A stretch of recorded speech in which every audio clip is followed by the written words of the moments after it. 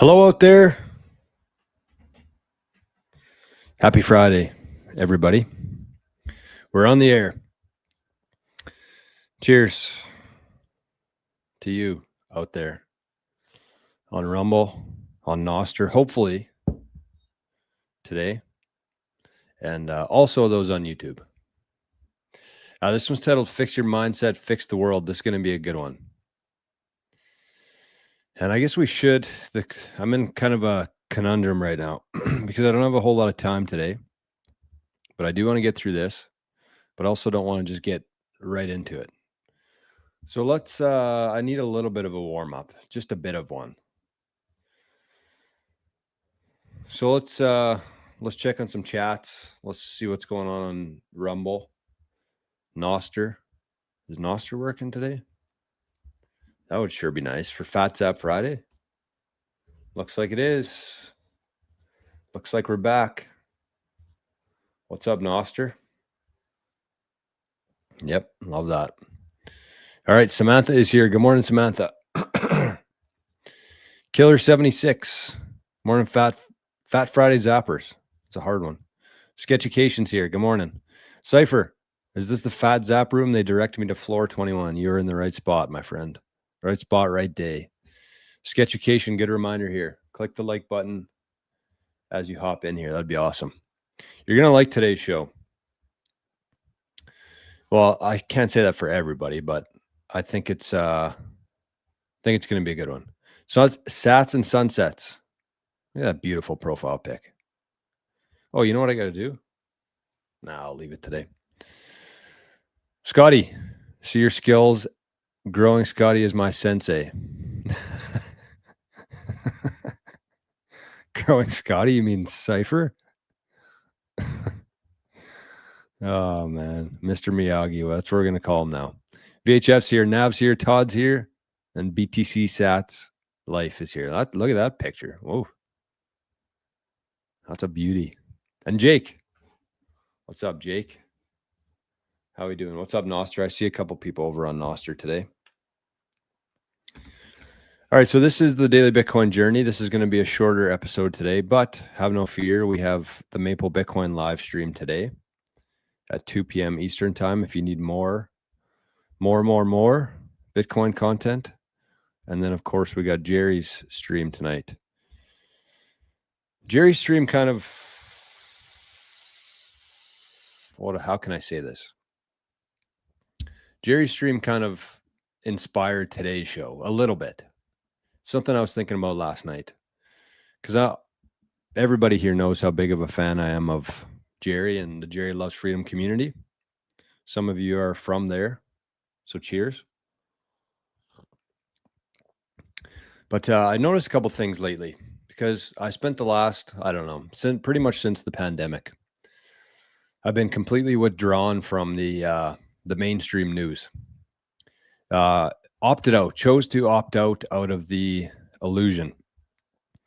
But ever since the event that happened last week, Jerry's been playing a lot of mainstream stuff, mainstream news. And so I noticed something last night. Like it's very easy to fall into that. Very easy to just get wrapped up in two people fighting. Emotions are up. It's just an easy thing to do. And I understand what Jerry's doing. And I was going to send Jerry a text today and just kind of tell him my thoughts, but I figured I would just do this instead. And if he sees it, great. If not, it's just my opinion anyways. But one thing I've noticed is that I usually, like at night, I'll do my nighttime routine is usually once I kind of finish work for the afternoon, I'll do a workout, take Arnie for a walk, eat supper, and then usually just start winding down. And that's usually when I'm listening to Jerry's show. And then I take a shower. And showering for me is like I don't know, not really an escape. It's just the only time that I get to be alone and actually think about things. So anyways, the point is I was listening to Jerry's the last couple of days, and usually in the shower, I come up with all these great ideas. That's why I loved listening to Jerry's show, is because he always talked about Bitcoin stuff, or he'd have a video on or whatever. And so I listened to it. It would also help me kind of formulate some ideas for future shows, future discussions, future things to talk about within Bitcoin. But he's been having on like mainstream, like Pierce Morgan, Fox News, people fighting, and I've really noticed how much of a block it is in my head. Like when he's talking about Bitcoin, when he's talking about this other stuff, it inspires me to think about things differently or see it from this angle or approach it this way. But I just find that to be such a block for me. And I have noticed that in the last couple of years, I've just been much more, ever since I like went off of LinkedIn, stopped using Twitter, stopped paying attention to all that stuff. I've just been much more relaxed, I guess, because that stuff just drives me bananas, raising my blood pressure. And so what I want to do, kind of going off that, Jerry's going to do whatever he wants to. I understand what he's doing. But for me, when I'm listening to people talk about things, people like Earl Nightingale, even like Jerry, when he's talking about Bitcoin stuff, like that kind of stuff gets my wheels in motion. And Napoleon Hill, all this kind of stuff. So I really want to just focus on that. And I'll probably still listen to Jerry's show. But Jerry, if you're listening to this, I would love to have a little bit less mainstream stuff and more Bitcoin. Because at the end of the day, people need to understand what Bitcoin does. And then when they see that, nothing else really matters. And that's Jeff Booth's whole theory, is that the only reason those people are still around, like Pierce Morgan, Fox News, all these dipshits, the only reason they're still around is because we give them energy. We give them attention. And as soon as we stop giving them attention, they die. And we've been seeing that for the last couple of years. People who start losing viewership, they just die off. People stop giving them attention. But the thing is, and Tucker Carlson talked about this the other day. He's like, there's a billionaire out there. I forget his name, but he's not a smart guy. He's not intelligent. He's not creative. All he does is just create hate and get people riled up, which creates engagement, which spins the wheel. And it's just like, I don't want to be part of that. And so again, this isn't a knock to Jerry or anything. He's going to do what he's going to do. But I like more of that. I just find that to be such a mental block. It raises my blood pressure. It blocks out any good ideas or any good thoughts I might have otherwise have coming in. And it's just not productive for me. So what I wanted to do today is I want to watch a video. We're going to watch a video here. And it's a long one. And I don't know if we're going to have time to watch it or not, the whole thing. But we're going to start it anyways. Nav says I spend like 30 minutes in the shower. That's what I mean. Like that's my time. That's where all of every good idea I've had for the last 10 years has come in the shower, which is kind of crazy. But when I'm listening to that kind of stuff, it's just such a mental block because I get so wrapped up in what's happening and what he said, she said, instead of just listening and then, letting that turn into something else.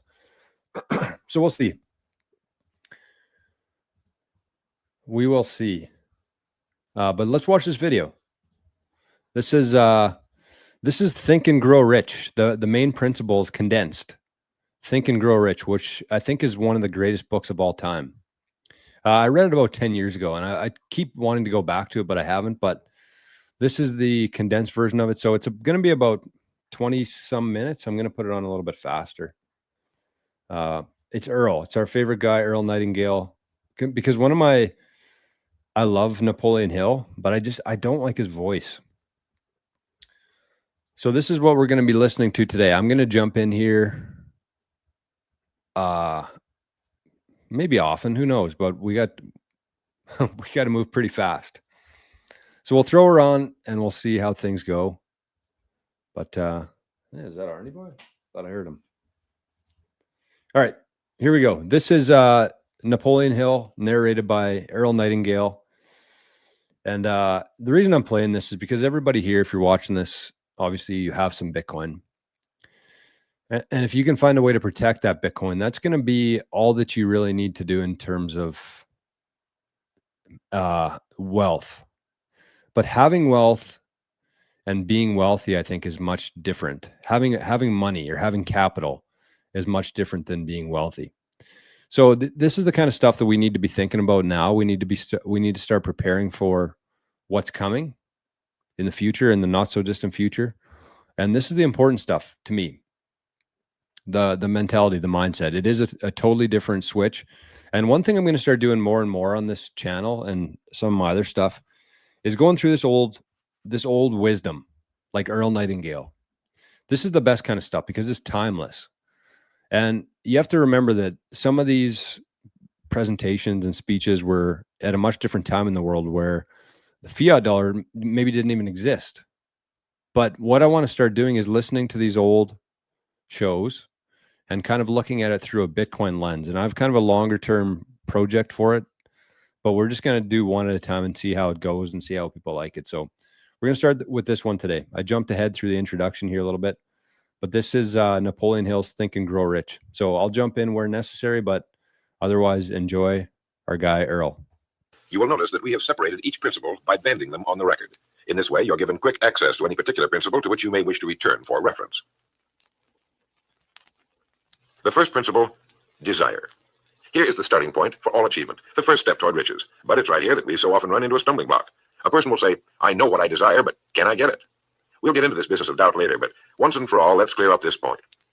This point of whether or not you can accomplish that which you desire with all your heart. I think it was best expressed by Emerson, who wrote, there is nothing capricious in nature, and the implanting of a desire indicates that its gratification is in the constitution of the creature that feels it. In other words, you would not have the desire unless you were capable of its achievement. Each of us has a built-in governor, and our desires are modified by our abilities and leanings. Whatever it is that you desire with all your heart, understand once and for all that it can and should be yours. In Think and Grow Rich, Napoleon Hill cites example after example of why your burning desire is nothing more than an accurate picture of what you will one day become. So right here, firmly establish in your mind that which you desire more than anything else. For, as Helvetius put it, by annihilating the desires, you annihilate the mind. Every man without passions has within him no principle of action, nor motive to act. A good way to determine whether or not you really have a burning desire is to examine the way you go after it. If you go after that which you think you desire tentatively, timidly, in an attempt to play it safe, you don't have a burning desire at all. You can't get to second base if you keep one foot on first. But if you're willing to burn your bridges behind you and say once and for all, this is it, this is what I will do, and I will never retreat, I'll never go back, then you have the sort of desire that can only end in success.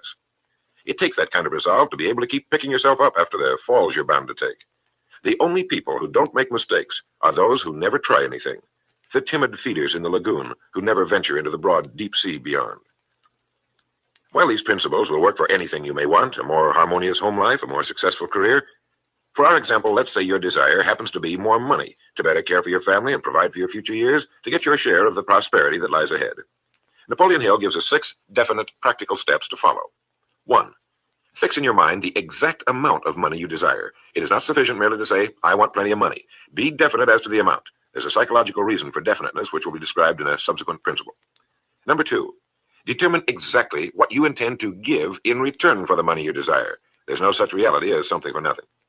3. Establish a definite date when you intend to possess the money you desire. And 4. Create a definite plan for carrying out your desire and begin at once, whether you're ready or not, to put this plan into action. 5. Write out a clear, concise statement of the amount of money you intend to acquire, name the time limit for its acquisition, state what you intend to give in return for the money, and describe clearly the plan through which you intend to accumulate it. 6. Read your written statement aloud twice daily, once just before retiring at night and once after arising in the morning. As you read, see and feel and believe yourself already in possession of the money, or whatever your goal happens to be. It's important that you follow these instructions to the letter. Play this part of the record over until you have it down to your satisfaction, for this is by far the most important of the 13 principles, and this chapter of the book ends with these words. Through some strange and powerful principle of mental chemistry, which she has never divulged, nature wraps up in the impulse of strong desire that something which recognizes no such word as impossible and accepts no such reality as failure.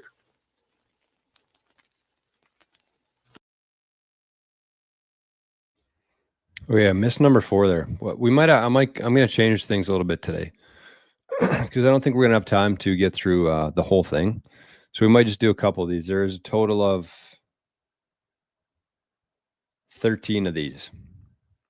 So we'll just get through a couple of these today. I want to hear number 4 though. What was number 4? 6. Read your written statement. It is not sufficient merely to say, I want plenty of money. Be definite as to the amount. There's a psychological reason for definiteness, which will be described in a subsequent principle. Number 2. Determine exactly what you intend to give in return for the money you desire. There's no such reality as something for nothing. 3. Establish a definite date when you intend to possess the money you desire. And 4. Create a definite plan for carrying out your desire and begin at once, whether you're ready or not, to put this plan into action. 5. Write out a clear, concise statement of the amount of money you intend to acquire, name the time limit for its acquisition, state what you intend to give in return for the money, and describe clearly the plan through which you intend to accumulate it. 6. Read your written statement aloud twice. Oops. Okay, well, let's pause there. As Earl said there, though, that's the most important part of this. So let's dial into that a little bit here. I will say myself that I've been listening to Earl Nightingale for a couple of years now. It definitely has changed my life. This is all Napoleon Hill's work, but I feel like Napoleon and Earl are very similar in terms of how they think about the world. And I'll tell you that after doing this, I did something very similar to this experiment. And I did it consistently for a very long time. And I didn't just, yeah, I guess I did this as well. I didn't read it. I actually said it out loud for a while. And you would not believe, you might not believe this, but I had a goal. I said it out loud every morning for probably 6 months, we'll say. And it happened. So I have a really hard time arguing any of this stuff or doubting it, that it works. I know some of it sounds kind of outlandish and kind of cheesy in a way. And it is kind of uncomfortable to do this just because it's something we're not used to doing. But I do see a lot of value in doing this kind of stuff. So this is kind of going to be my challenge to you today, because it is Friday. It is Fat Zap Friday today. And summer's kind of over now, I think, for most parts. Some people might be busy. But I think this is a good exercise to try to do this weekend. Because there's going to be a lot of people that listen to this and just kind of have a few thoughts in their head. And then by noon today, they're going to forget about it. And then they're never going to think about it again. But if you can take some action this weekend and by Monday actually start doing something, and it doesn't have to be like an elaborate scheme. It can be something so simple just to get started. So I think that if you take the weekend and you say Monday, not October 1st, not January 1st, not anything else, just say, we're going to come up with a plan, even if it is kind of basic plan. We're just going to start. We're going to start Monday and we're going to try it. And if it fails, then at least we can say that we tried. So let's go through these again here. Let's go through these ones again. So the first thing he's talking about is the desire. You have to figure out what it is that you actually want, which, as crazy as it sounds, it's probably the hardest thing to come up with in this whole thing. Honestly, because I think we have all these ideas in our head of things that we kind of want or we can kind of envision for the future, but nothing's, for me anyways, it took me a really long time to figure out what it is that I want and how I could start taking steps to do that. But the first thing is coming up with what you actually want in life, what your burning desire is. And he kind of mentioned there that one way to tell if it is actually your burning desire or it's not is how much effort you put into it. If you think you want to have let's just use a Bitcoin YouTube channel, for example. You think that's what you want, but you still go to your 9-to-5 job every day, and then you come home at night and you watch Netflix for 2 or 3 hours a day. You're waking up at the same time. You're working on it a little bit. Maybe Saturday afternoons you spend working on it a little bit, but you still have the majority of you still have 1 foot or more where you were. and you're just kind of tiptoeing into this new venture that you want to do. And so that was the big difference for me, is I was kind of doing that for a couple of years myself. And it's not a bad idea to do that. It kind of gives you a little bit of practice and rehearsal before you actually make the jump to do something on your own. But that was the big difference for me, is I was trying to do King Golf stuff. I was getting into Bitcoin, but I was still going to work for 8 or 10 hours a day, and then other stuff as well. So it wasn't a priority for me. This King Golf wasn't, Bitcoin stuff wasn't a priority. And then as soon as I burnt the boats, metaphorically, that's when it's like, okay, well, we got to figure this shit out. So if this is actually what we're going to do, we're going to literally burn the boats. Not that I like egged my old employer or anything like that, but deleted LinkedIn. Don't care if anybody's ever going to hire me again. But that's I think what you got to do. So that's what I did. And so we're going to go through these in a second here, but I want to catch up on some comments before we do. And I want to say, wow, killer.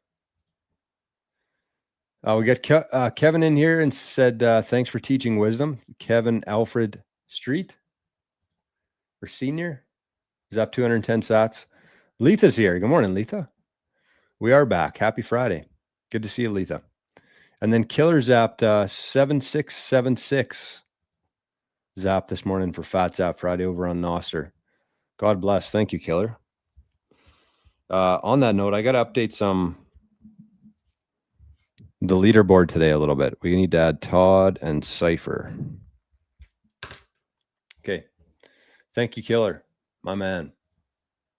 And Sats and Sunsets also sent in a fiat zap of $10 and said, the way to get started is to quit talking and begin doing. Walt Disney. Killer says, Joe, I sent you a 7676 on Zapstream, but it doesn't show up. I got it. I got her there.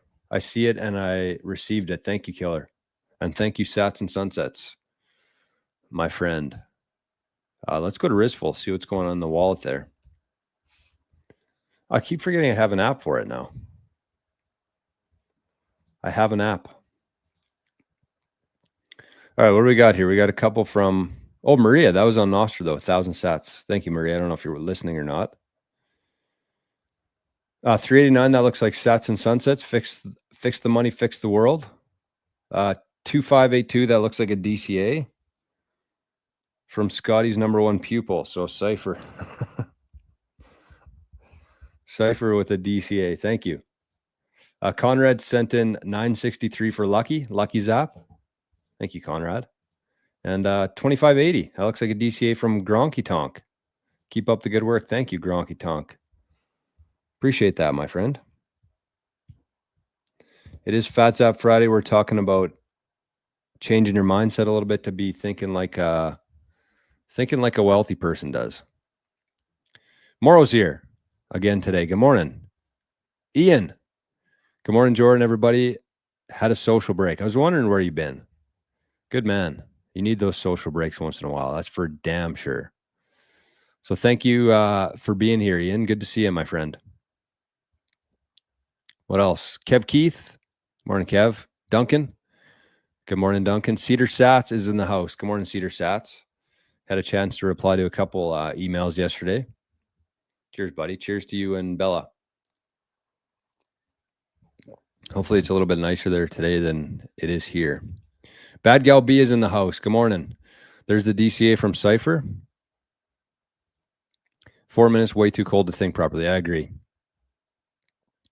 This left and right has just annoyed me, so I've been staying away from everything. I wouldn't say it is annoying for me, I guess, but it's just wasted energy. That's what I find. Wasted time and wasted energy. I'm not going to get anything from listening to that because it just doesn't matter to me. I want to starve that system. I don't want to give it more attention and more energy. Again, and hopefully this isn't going to turn into like a live stream battle between Jerry and I, because I love Jerry. I absolutely love what he's doing. I think he deserves to have about 10 to 20 times more followers than he does today, even more than that. And I definitely understand what he's doing and why, but it just doesn't fit with what I want to do. if that makes sense. So selfishly, that's why I'm saying it.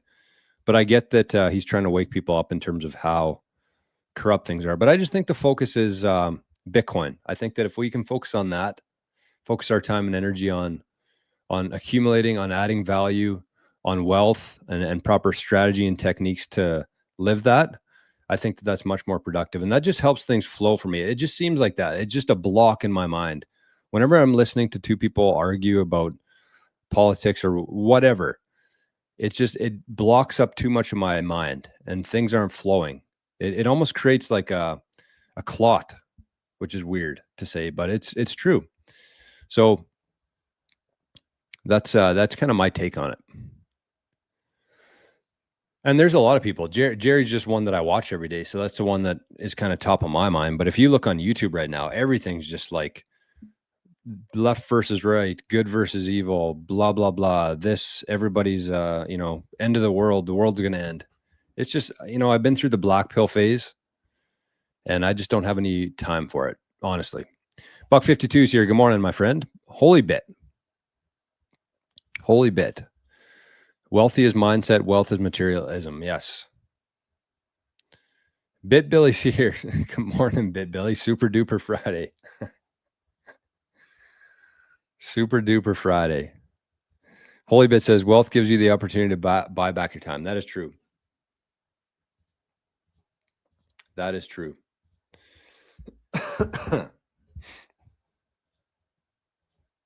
VHF says there's no force more irresistible than a person who works tirelessly and diligently towards a goal. True. And that's kind of that's one of Earl Nightingale's principles. This is him speaking Napoleon stuff. He's just narrating it. But that's one of Earl's big things, is that success is not measured by actually achieving a goal. Success is measured by actually having a goal, which is crazy. And it's crazy that people aren't even willing to take that first step to just creating a goal and having a clear path and direction forward. But that's what he defines as success. Aster says you can be wealthy with little, but wealth only happens when you have more. Being wealthy and having wealth are two different things. 100%. 100%. I am statements are powerful. Very. You know what I saw the other day? I don't wonder if I could find it here quickly. I think it was last night. This is another thing that's weird, but I was doing this for a while and it actually made such a huge difference in my life. I'm not joking. And it's really strange. But I wish I could bring this up. It's on my phone. But it says 8 reasons. Good number there. 8 reasons to start humming. So it activates the vagus nerve, detoxifies, lowers your blood pressure and heart rate, release of oxytocin,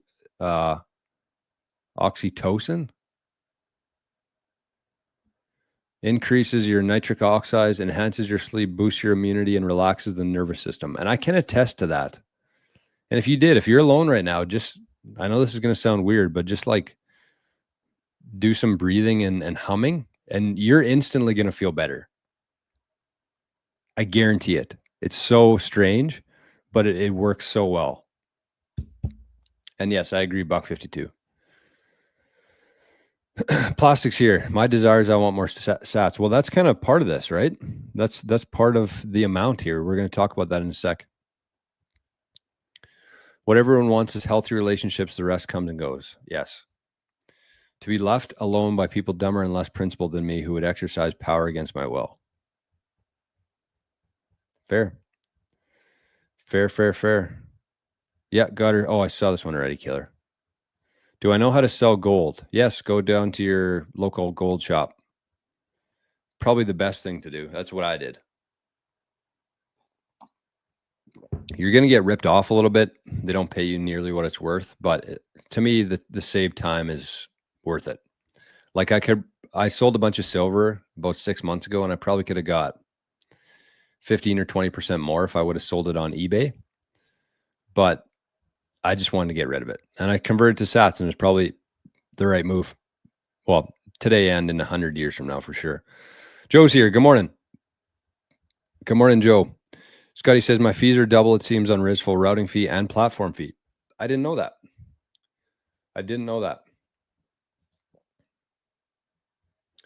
Okay, what happened here? Gee.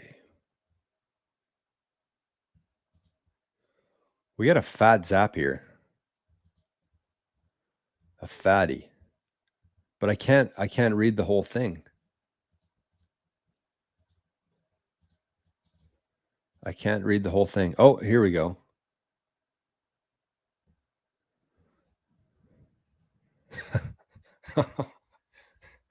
This is from Samantha. Yeah, there's a that was wild. Yeah, we won't get into that. But that's a really big zap there, Samantha. I don't know if I don't know if I want to get in the middle of this. I'll read some of this. So this is from Samantha with a fat zap, very fat zap, and said Jay was disrespectful and dismissive last night. He saw what he wanted to see. So yeah, I mean there was a bit of a community feud last night. Last night we'll call it. I'm definitely not going to take sides on this one. That's for sure. But I really appreciate the zap there, Samantha, and I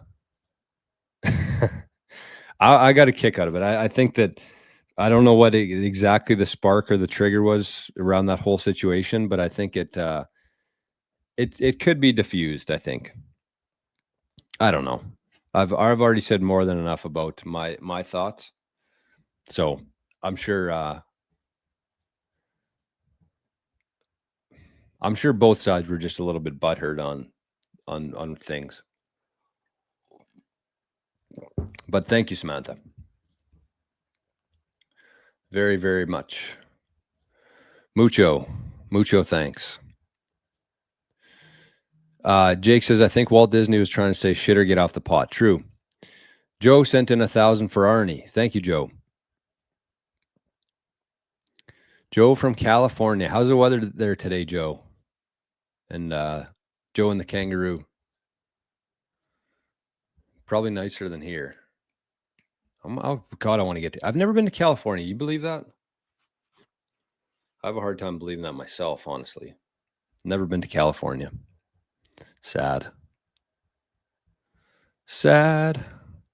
Gronky says social media is wasted time and energy. Hateful posts gets the most attention, most money, and I want those accounts to starve. Listen to podcasts of people who give true value to you. Yeah. That's kind of my thoughts as well. It's that it was actually Jeff Booth that changed my entire lens, honestly, because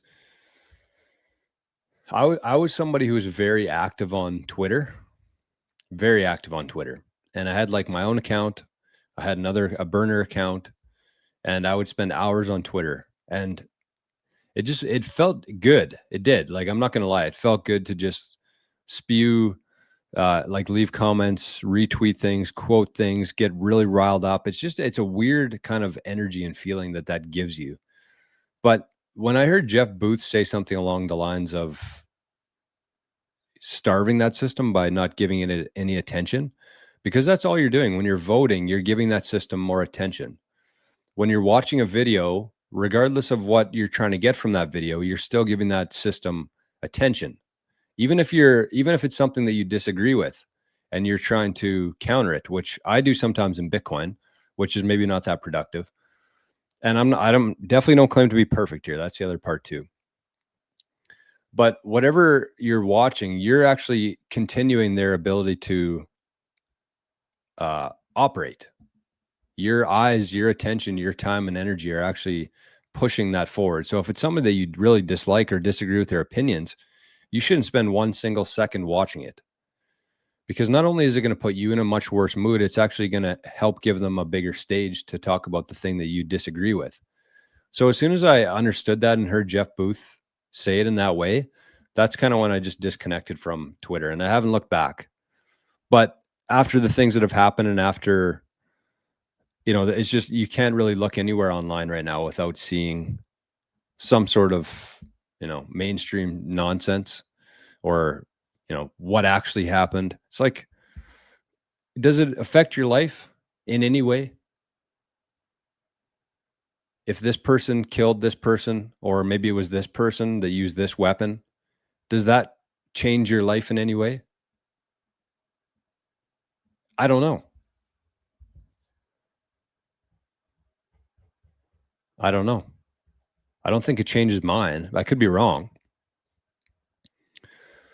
Ian, really appreciate that, Joe. I get Joe all the time. It's just on autocorrect. Wolf of Wall Street, isn't that funny? That's what I was thinking about. I'm like, maybe there's something there, like, because that was their big thing, is they'd hit their chest and hum. And because Hollywood and these different movies and whatever, they actually do. I don't know if it's symbolism or whatever you'd call it, but yeah, it could be. It could be. Look at this. We got Josh with a fad zap today. Okay, so we got to get Samantha on the board there. Samantha is getting some points for that one. Josh is on the board. I got Gronky and Cypher. Okay, I'm good. There he is right there. Good morning, Josh. Rumble and gang. And Noster's working today, Josh. Oh, you just zapped over there. That's you're over there. Gotcha. Scotty sings at work a lot. Not a good singer. Yeah, me too. XL Grunt is a great stress reliever. Morrow says, I tested it. Humming made my laser eyes brighter. There you go. What do we have here? We got some. Let's get ready for this. We got some wisdom coming from BitBilly. BitBilly says, I'm 50 years old, became a millionaire at the age of 33. Several times over since. That was only possible for me by holding. I began investing early and never sold anything. I was big into stocks, now Bitcoin. Isn't that true? I don't know how many times I've messed that up, where I think that I can outsmart the markets and try to time things properly. And I always just end up with way less than I would have had otherwise. It's crazy. Like there's a couple principles within Bitcoin, like HODL, that are just so important overall, not even Bitcoin related, but just having that sort of mindset and strategy.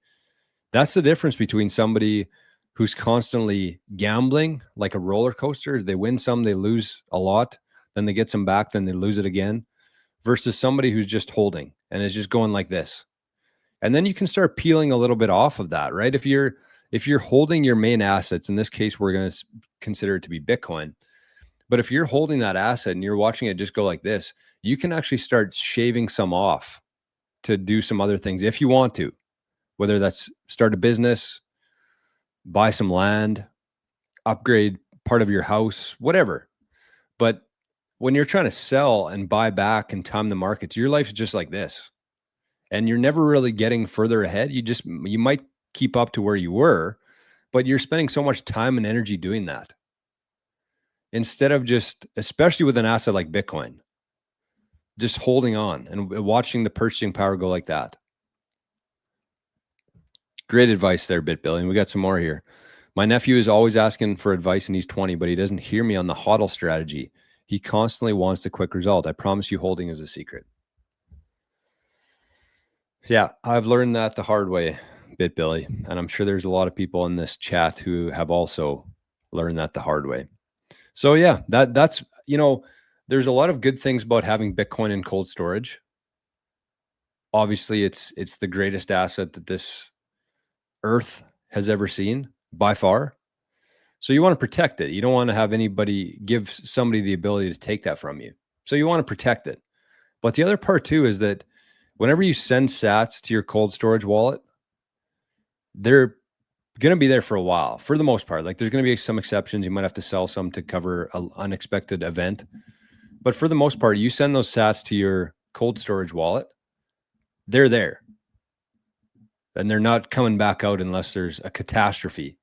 And the more secure you make your setup, the harder it is to send Bitcoin out of there, and the more it forces you to actually save. So Bitcoin is in many ways the perfect asset, but just having the ability to do that, I think, is much more difficult, because even if I compare it to like my stock market, like my stock account, I could log in there in 3 seconds and I could sell my entire portfolio. If I was worried or I wanted to try to time things, I could do that in about 5 seconds easily. But it's like too easy. Because if I wanted to spend some of my sats from my main stack of Bitcoin, I would have to actually leave my house to get the ability to do that, which is crazy. Think about that. 5 seconds of clicking a button versus me having to travel a couple hours if I want to spend it. That gives you a cool down period. That's an additional layer of security and savings on top of that. So great advice there, Billy. I think that everybody should take that to heart, because absolutely agree with that. Grunky says, that's funny. I hum a lot. I used to make fun of my dad because he always hummed. Well, you probably got that trait from him. Humming or singing or whistling music is good for you. I agree. My grandpa always used to whistle too. He was a really good whistler. Billy says, not bragging. Yeah, I never took it as a brag, Billy. Don't worry. And we appreciate the knowledge there. That's love that. Music is so good for you. There's definitely something to music, and this is something I've been paying a little bit more attention to more recently, because I don't know if you guys and girls have heard of like mind movies and stuff, where you actually take images and video and you put music in the background and then you watch that every single day. It's kind of like a mood board, but much more enhanced, an enhanced mood board, because you can have video and you can have music with it. And there's a book called Becoming Supernatural, which is a big advocate of mind movies. But the reason why it works is because it has music, and music triggers certain emotions in your brain, positive or negative, but mostly positive. I don't think people hear a song and, torture themselves if it brings back bad memories. But on the flip side, if you listen to a song that brings back good memories, that's a really good practice to do. Nav says you got to do the carnivore diet. It's literally the best diet for humans. You will feel the best on it. No fiat food. Agree. I've never done full carnivore, but my diet is mostly carnivore. I don't eat much. I try to limit the amount of seed oils. That's been another big change in my life. I still eat chips and stuff, which is kind of my Achilles heel. I just love salt. Love salt. We drive through. We have a national park around here that you drive through, and it's got all this wildlife: deer, moose, elk, bears, wolf. And there's always, when you drive through in the winter, there's always animals on the side of the road licking the salt, like moose. And if I was an animal, that's where I would spend 100% of my time. Even if I was at risk of getting hit by a vehicle, I would just be on the side of the road, just licking salt. I love salt. Not a big sweets guy, but I love salt. Cypher says, the more sats you stack, the less worry about money in your future. At least that's how I feel anyways. 100% agree. 100% agree. And I wish that people knew that. And, it's tough, because there might be somebody out there watching this who's like 50 years old, 60 years old. And depending on how long you've been here and how much Bitcoin you have, like Bitcoin might not be that big of an impact on your life. I don't know for sure. Like this thing could take decades to play out. It could take a couple years. Most big things usually take, the bigger it is, the longer it takes to happen, usually. So I think that if you're 50, 60, you've been working in the fiat system for a couple decades, I think that you should have at least one Bitcoin. I know somebody who's 20 or 30 or, just doing their best out there and haven't been in the working world for that long, haven't built up the capital very long. It's kind of a stretch. I don't know if you'll ever get to one Bitcoin, but if you're a baby boomer right now and you have all this built up wealth, you have to start unloading some other assets and get to one Bitcoin. You have to do that for your family. If you have the ability, if you have stuff sitting in fucking bonds and Nvidia and General Electric or a cabin that you go to once a year, just fucking unload that stuff. Get 1 Bitcoin. You can always go and rent a cabin somewhere else and save yourself thousands of dollars a year and tens or hundreds of thousands in maintenance and stress in your life. You have to get to 1 Bitcoin. But if you're 20 or 30 and you have any amount of Bitcoin right now, like, just understand, if you can protect that, you're never going to have to worry about money again in 10 years from now. If you can get through that part, you're never going to have to worry about money again. And think about how much stress that's going to save in your life and how many years and good days that's going to add to your life.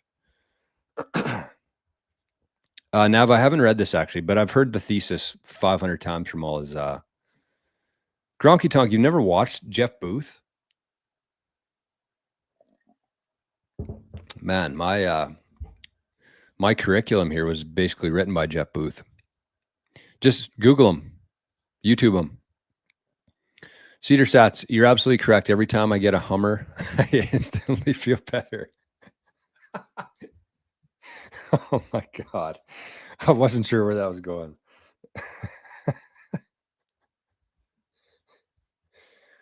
Oh, Christ. Shani's over in Nostra. Good morning, Shani. And he's at 2121. Thank you, Shani. If you're not on Nostra and you would like to support the show and see more of this outlandish content, that's where you can do it. New address, actually, jor@rizful.com. jor@rizful.com. I got paid 100,000 sats to promote Rizful and ended up liking it. But the cool thing is we're giving those 100,000 sats back to the people here.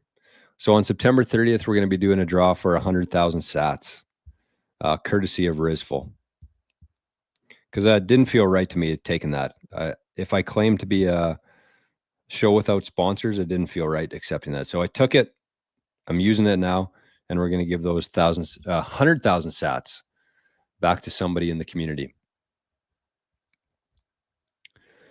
Solar says, glance at orangepages.io if you get a second. Very basic layout is up. All right. We don't got a whole lot of time today, but we will take the request of Solar Satoshis here. Okay, 2578. Who sent that? And where did Shani Sats go?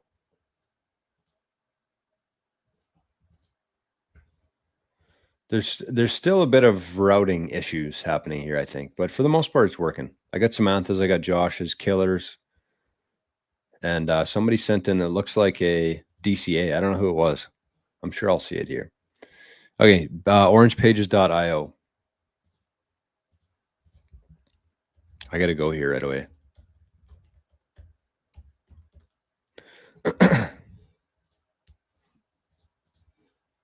Well, we got through one section of Earl today. How did I know that was going to happen?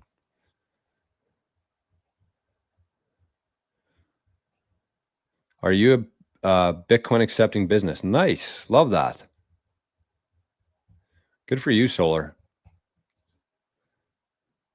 Finding places that accept Bitcoin shouldn't become a scavenger hunt. Discover Satoshi-friendly businesses all in one place. Love that. Love that. That looks like it's pretty early development, obviously, but I mean, you got the foundation built, so it should be pretty easy from there. Nice work, buddy. Stripes is here. Work getting busy. Hope everyone enjoying their Friday. We are. It has been a fat zap Friday here today. Humming all day, making it rain. That's right. Bit Billy says, such a good point on the cold storage part. Out of sight, out of mind. You will have so many options in 5 or 10 years by just leaving it alone. Yes. I just want to leave that up for the rest of the show here. I'm going to leave this up because this is absolutely what I agree 100% on. Every single person here. Some people have been here a little bit longer. Bit Billy, I'm sure, has. A couple other people. But if you can get through, so then give yourself 5 years.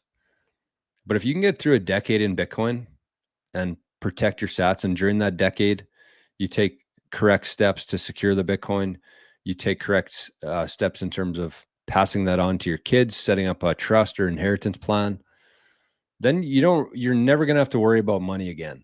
You don't even have to work that hard. That's the funny thing, is like whatever you're making, just spend a little bit less, figure out what your needs and wants are, put the excess into Bitcoin and just wait 10 years. Like, it's not a hard fucking concept. It's really not. If you want a little bit more, you can work a little bit harder, but you don't really have to.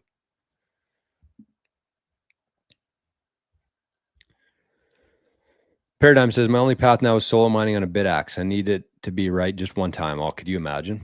Bad Gal B says, I was into stocks, but when you realize that the return is basically matching inflation and not saving much, and you're at the bottom of the period, if they rug you, you won't be able to get it out. Yes.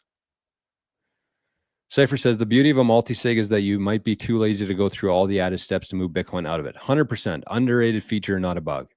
Yep. Yeah, that's what it is. Like, mine's in a multi-sig, and I only have one key. It's not even at this house. But so if I wanted to send some of my Bitcoin, I would have to travel off-site to do it. And so it's just a layer of security and storage. Okay, we got another fad zap here from, so the DCA was from who? Duncan? No. And we got a fad zap here from BGB, Bad Gal B. We got Bad Gal B with a Samantha zap today. 11,111. A big live free zap. So thank you, Bad Gal B, very much. All right. Juan, strategy is the only one that I would put into. Mara's a joke. Bid Billy says, I personally continue DCA into Bitcoin and strategy. My portfolio is now close to 50-50 stock Bitcoin. Interesting. Slowly creeping over the 50-50 with more Bitcoin than stocks. Nice. Bid Billy's 22. That's the power of compound interest, my friends. All right. Oh, it was Todd. Okay. Let's catch up on that. So I need Todd, Cypher. I don't want to miss anybody here. All right. Let's bring this up here. So we got, oh, that's not what we want. We need to update our tracker from yesterday's stuff. Oh yeah, I'm gonna do it. Let's get that comment off there. Thank you, Todd. 2578. And thank you for the Zap after hours yesterday too. Okay. So we have to add a couple for the Bitcoin Well. So if you're somebody who signed up for Bitcoin Well using my link, that's a point on the board. So I got a couple people here. Who was it? Todd and Cypher. Oh, Cypher's ahead of Bad Gal B, but I got him lower. Sorry, Cypher. But Bad Gal B also got another one today for the fad zap. But Cypher still moves ahead. Ooh. What else do we have? Samantha. What are we going to give Samantha here for that one? That was a big one. And very much appreciated. It's all subjective. Let's get Samantha into double digits for that one. That was a nice zap, Samantha. 10. Sats and Sunsets sent a fiat zap in today. We definitely got to add one for our guy Josh. And I think we're caught up. Samantha, Josh, Todd Cypher, and Bad Gal B. There you go. So we still got the leaderboard here. Cedar Sats is on top. Bit Billy number 2 for now. Cedar Sats, though, he's the first man to 30, and Bit Billy's sitting at a pretty good number here, 21. And then the most consistent fattest zapper of the show, Josh, just chipping away. And yeah, this is going to be, we're doing our contest here September 30th for 100,000 sats. So these aren't going to be reset once we do the draw. These people are going to have the exact same amount they had before. And the criteria here support the channel. So thank you, my friends. All right. Well, I got a meeting in 1 minute here. We have our Maple Bitcoin show today at 2 p.m. Eastern time. So if you want some more Bitcoin content, make sure you show up for that. And very much appreciate it. I see Bitcoin Golf Pro also zapped 21 sats and says, Booth is the best. takes repetition to absorb his thesis. Just have to turn everything you think upside down. 100%. Oh, Letha sent in 6,000 to 88 SAS too. All right. Thank you, Letha. I don't have that one up right now, but anyways, yes, join us in a couple hours from now, 2 p.m. Eastern time, Maple Bitcoin channel. Forrest, Rajat, and myself. It's going to be a good show. So hopefully we'll see you there. Thank you, everybody. Very much appreciate it. And thanks for the knowledge today, Billy. Hopefully that helps some people out here. So take the weekend, think about those lists. You can watch that video if you want to. Get your amount of Bitcoin that you want, determine what you want to give up for it, get a specific date, create a detailed plan, come up with a clear and concise statement of the amount, the time it's going to take, and what you're going to give up for it, and then read it out loud twice daily. Thanks, everybody. Cypher, I didn't see it yet, but thank you, man. Thanks, everybody. We'll talk to you soon. Bye-bye.